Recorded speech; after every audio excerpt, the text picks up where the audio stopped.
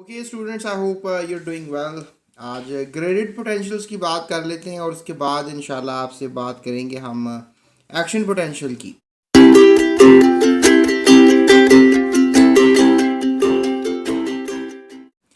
तो graded potential जो हैं इसके ऊपर हम बहस करते हैं आज की इस वीडियो में। वीडियो को एंड तक देखिएगा ताकि आपको ग्रेडेड पोटेंशियल्स और एक्शन पोटेंशियल्स के बारे में आइडिया हो जाए। तो रेस्टिंग मेम्ब्रेन पोटेंशियल को अगर हम देखें वो कन्वर्ट होती है एक्शन पोटेंशियल में। याद रखिएगा रेस्टिंग मेम्ब्रेन पोटेंशियल की जो एक नर्व इम्पल्स का एक जो पोलराइज चार्ज है वो -70 मिली वोल्ट्स है, जबकि अगर यही चार्ज कम होकर तकरीबन -55 मिली वोल्ट्स हो जाता है तो फिर हम कह सकते हैं कि ये काफ़ी है न्यूरॉन के अंदर इम्पल्स को दूर तक लेके जाने के लिए। यानी कि आप कह सकते हैं कि अगर हमारे पास है ये डेंड्राइट है और ये सेल बॉडी है, राइट, और ये एक्सॉन है और इसके टर्मिनल्स हैं। अगर आप चाहते हैं कि यहाँ पे हमारे पास इस मेम्ब्रेन, ये एक पोलराइज्ड मेम्ब्रेन है, पोलराइज्ड मेम्ब्रेन जिसके अंदर नेगेटिव चार्ज बहुत है और बाहर पॉजिटिव चार्ज है, और अंदर नेगेटिव चार्ज की स्ट्रेंथ जो है वो -70 मिली वोल्ट्स है। अब होता ये है कि जो पोलराइज्ड मेम्ब्रेन है तो यहाँ पे कुछ ऐसी चेंजिंग्स ब्रिंग इन की जाती हैं ऑन द डेंड्राइट साइड, और इससे ये होता है कि आई डोंट नो, इसका अंदर जो प्रेशर होता है, इसके अंदर सॉरी जो पोटेंशियल होता है वो -70 से कन्वर्ट कर दिया जाता है 0 मिली वोल्ट की तरफ, यानी कि एक लगभग -55 मिली वोल्ट एक वो वैल्यू है जिस पर आप कह लें कि थ्रेशोल्ड पोटेंशियल आप कह सकते हैं। जैसे लेट्स से दैट इस डायग्राम से इसको समझते हैं। अब ये हमारे पास एक वो लाइन है जो बताती है कि -70 मिली वोल्ट, यानी 1 वोल्ट का अगर 1000 हिस्सा कर दें that equals to millivolt. तो आपके पास -70 मिली वोल्ट अगर होगा मेम्ब्रेन के अंदर इनसाइड द न्यूरॉन, तो फिर अब ये हो रहा है कि अब ये कम होता जा रहा है। लेट्स से दैट हम ऊपर की तरफ जा रहे हैं एंड यहाँ पर हम मूव कर रहे हैं टूवर्ड्स दी ज़ीरो। ठीक है जी, 0 मिली वोल्ट्स की तरफ मूव कर रहे हैं। तो जब -55 पर पहुँचेंगे, या कह लें कि आई डोंट नो, शायद ये है -55, तो यहाँ तक पहुँचेंगे तो फिर आप कह लो कि ये एक्शन पोटेंशियल क्रिएट हो जाएगा। यानी इट विल ज़ूप मीन के it will just really help this side, axon side, और यहाँ से फिर आप कह लो कि सारा जो है एक इम्पल्स मूव करती हुई नज़र आएगी, क्योंकि इसके जो गटर्स हैं इस मेम्ब्रेन में आई डोंट नो बहुत से गटर्स होते हैं, सोडियम चैनल्स होते हैं, ये ओपन हो जाते हैं एकदम, right, and one by one open होते चले जाएंगे। और इसमें मैंने आगे जाके अभी आपको एक बात बताऊंगा which is known as all or none law, यानी कि इसमें कोई ये काम नहीं है कि बड़ी फास्ट एक्शन पोटेंशियल क्रिएट होगा, या तो बस एक वैल्यू है which is something like less than 55 millivolt चाहिए इसको पोटेंशियल को मूव करने के लिए। इसकी एक ख़ास स्पीड है, यानी नन और you can call it as all or none law समझाता है कि इसमें हमारे पास जो मूवमेंट है वो कंसिस्टेंट है। ठीक है, एक ख़ास वैल्यू है, ना कम है ना ज़्यादा है, बस एक ही वैल्यू है जो क्रिएट हो जाती है। सो स्टूडेंट्स बहुत से सोच रहे होते हैं कि ग्रेडेड पोटेंशियल्स में और एक्शन पोटेंशियल में क्या फ़र्क होता है। तो कहना मैं ये चाहूँगा कि signalling over the short distances को ग्रेडेड पोटेंशियल कहेंगे। जैसे आपको ये नज़र आ रहा है, this side is known as the bulb, और ये डेंड्राइट की साइड है, और इसमें आप कह लो कि बहुत से वेसिकल्स पड़े हुए हैं।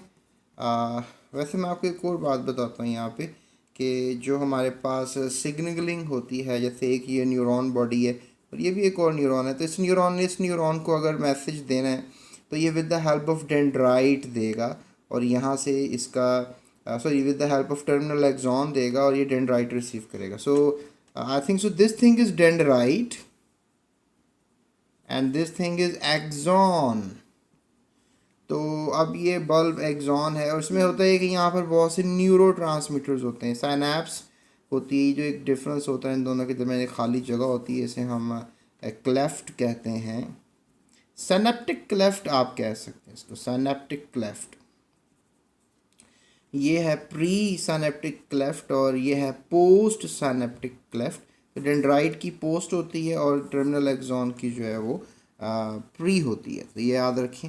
और ये जो साइनैप्स कहलाता है, ये जो डिस्टेंस है, ये डिफरेंस है दो न्यूरॉन्स के दरमियान, उनके बल्ब्स के दरमियान, इसको हम सिनैप्स कहेंगे।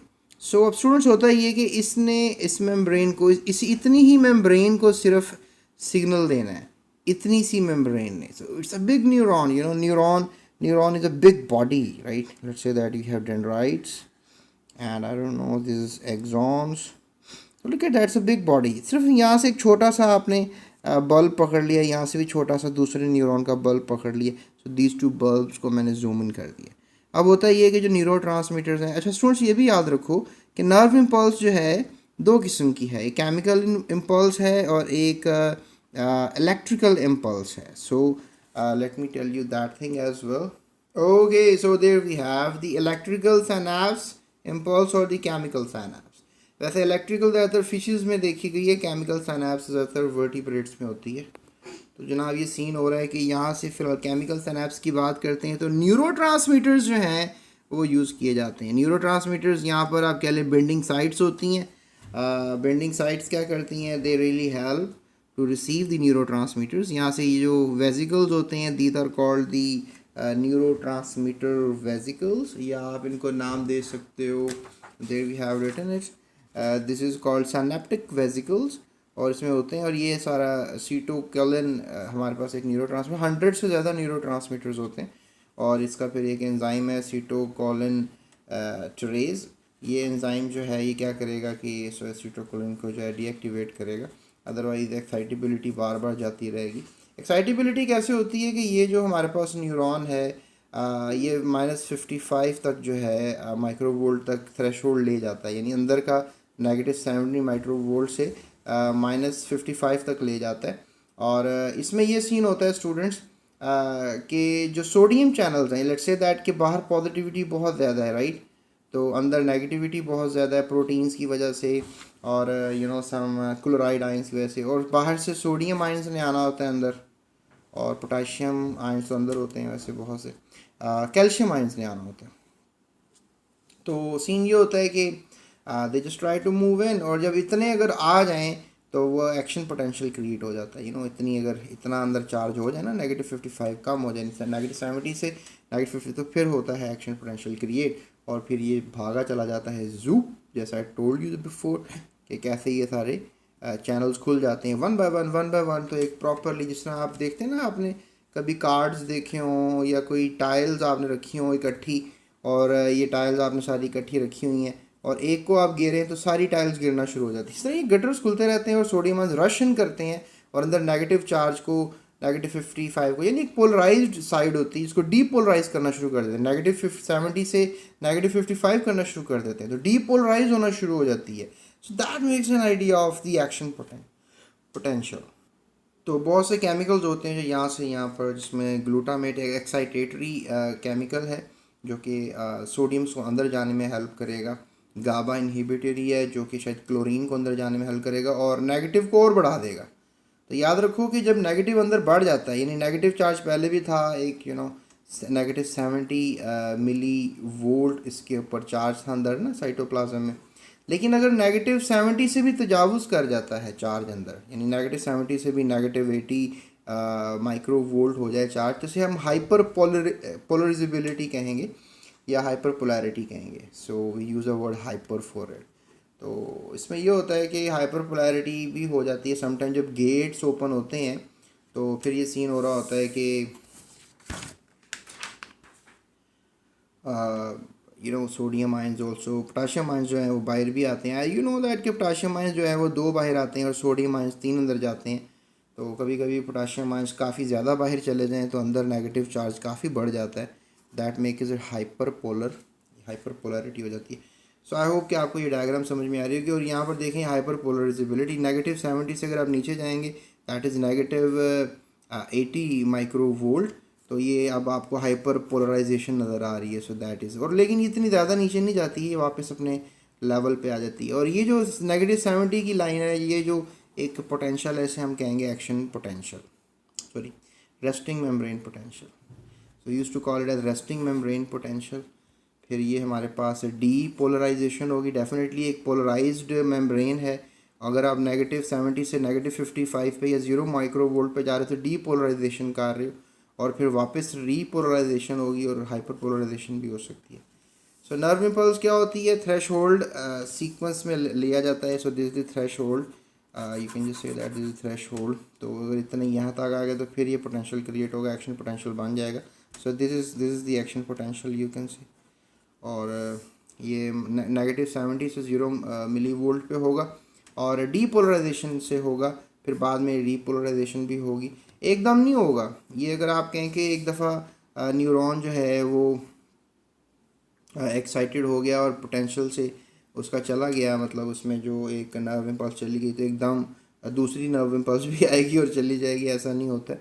थोड़ा सा उसको रीपोलराइजेशन पे टाइम लगेगा। डीपोलराइजेशन के बाद रीपोलराइजेशन होगी तो दोबारा, फिर जब डीपोलराइजेशन होती है तो एक्शन पोटेंशियल क्रिएट हो जाता है, और एक रिफ्रैक्टरी पीरियड होता है, हाइपर पोलराइजेशन का पीरियड होता है। ये मैं आपको समझा चुका हूँ अभी। सो उसके बाद है जी ready to transmit other impulse के लिए मैंने आपको बता दिया कि क्या चीज़ें होनी चाहिए। सो ऑल नॉन लॉ भी मैंने आपको बता दी है। एक्सॉन डायमीटर के ऊपर थोड़ा बात करते हैं और माइलन शीट के ऊपर बात करते हैं। स्टूडेंट्स देखो, याद रखो, हमारे पास जो एक्सॉन डायमीटर है या माइलन शीट के बारे में थोड़ा बहुत जो है वो बताया जाता है, तो उसके ऊपर मैं थोड़ा सा आपको डिस्कस करता हूँ। तो यहाँ पे डिस्कशन ये है कि अगर हमारे पास डायमीटर, मतलब जो हमारे पास एक्शन पोटेंशियल है ना, इसको लेके जाना फास्ट और स्लो, एक दो मायने हैं।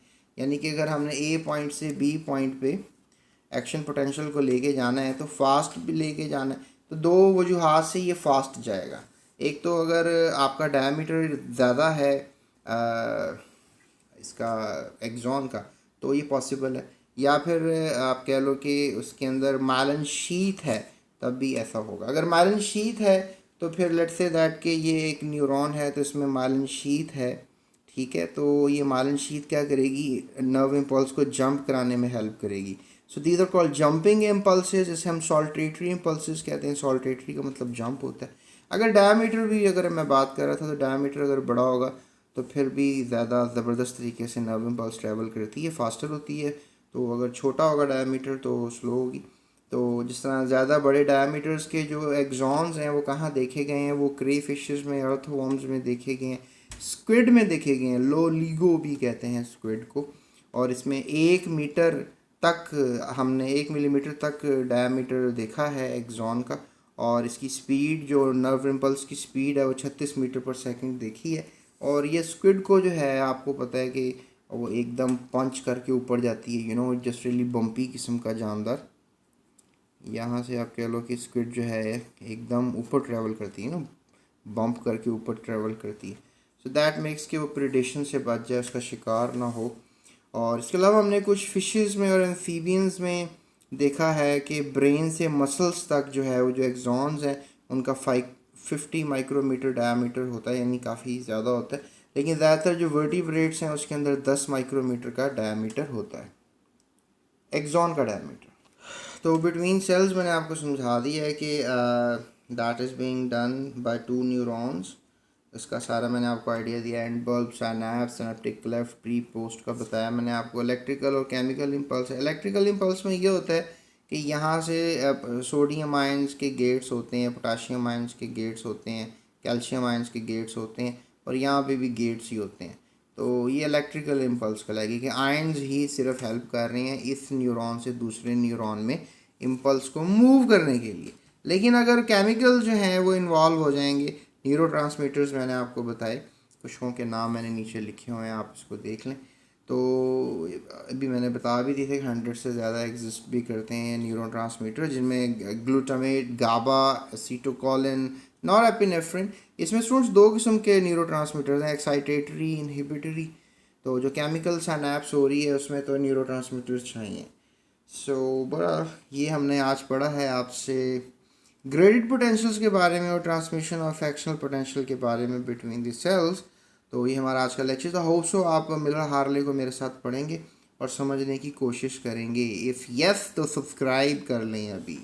आपकी सब्सक्रिप्शन से इंशाल्लाह हौसला अफजाई होगी और मज़ीद वीडियोस बनाने में दिलचस्पी रहेगी मेरी। मैं माहिर हशरात हूँ, एंटोमोलॉजिस्ट हूँ। तो आप मुझसे पढ़ सकते हैं। Zoology it's been life been going through with this 15 years of and vast experience learning these subjects। तो इसके अलावा जो है आप वीडियो शेयर करेंगे तो that is far more good for me, क्योंकि मैं आपके लिए और वीडियोस बना दूंगा। So that's it, thank you so much. अगर आपने कोई वीडियो बनवानी हो या कोई टॉपिक हो जो आपको समझ में ना आता हो, आप कमेंट सेक्शन में ज़रूर बताइएगा। इंशाल्लाह with in a good time मैं आपको वीडियो बना कर दूंगा। So that's it, thank you so much. अपना ख्याल रखिएगा and do subscribe this channel.